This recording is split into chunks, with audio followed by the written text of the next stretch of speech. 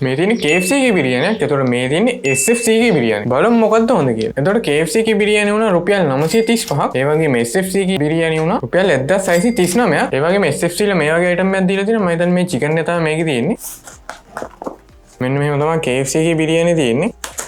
එතකොට මෙන්න මෙහෙම තමයි SFC එකේ බිරියානි එක තියෙන්නේ. හරි දැන් එහෙනම් අපි මේ දෙකේ පෝෂන් එක පොඩ්ඩක් චෙක් කරමු. හරි එහෙනම් අපි මුලින් බලමු KFC එකේ පෝෂන් එක. KFC එකේ පෝෂන් එක තිබ්බ ග්‍රෑම් 403. ඊට පස්සේ දැන් බලමු SFC එකේ පෝෂන් එක. ඒකේ පෝෂන් එක වුණා හරියටම ග්‍රෑම් 500ක්. දැන් ඕගලන්ට පෝෂන් රේට් එක පේනවා ඉතින් මෙතන. පෝෂන් රේට් එක අතින් ගත්තොත් ඉතින් KFC එක හොඳයි පෝෂන් රේට් එක. KFC එකෙන් දීලා තියෙන්නේ මේ වගේ ඩ්‍රම් ස්ටික් එකක්, ක්‍රිස්පි චිකන් ඩ්‍රම් ස්ටික් එකක්. ඊට අමතරව නම් මුකුත් නැහැ. මේ රයිස් ටික තමයි තියෙන්නේ. හරි දැන් SFC එකේ ගත්තොත් නම් තියෙනවා ඒගොල්ලන්ගේ ක්‍රිස්පි චිකන් එකක් තියෙනවා. ඒ වගේම ඒගොල්ලන්ගේ බොයිල්ඩ් එග් එකක් තියෙනවා. බොයිල්ඩ් එග් එක බොයිල් කරලා ෆ්‍රයි කරලා තියෙන්නේ. ඒ වගේම හොඳ බිරියානි රයිස් එකක් ඒකේ පේන්න තියෙනවා. ලූණු එහෙම ඇඩ් වෙලා තියෙනවා. බැලු බැලමට ඉන්ග්‍රීඩියන්ට්ස් නම් SFC එකේ හොඳයි. KFC එකෙන් දුන්න මේ වගේ චිකන් ග්‍රේවි එකක්. ඒ වගේම SFC එකෙන් දුන්න චිකන් ග්‍රේවි එක. හරි එහෙනම් බලමු දැන් ටේස්ට් එක කොහොමද කියලා. KFC එකේ ටේස්ට් එක.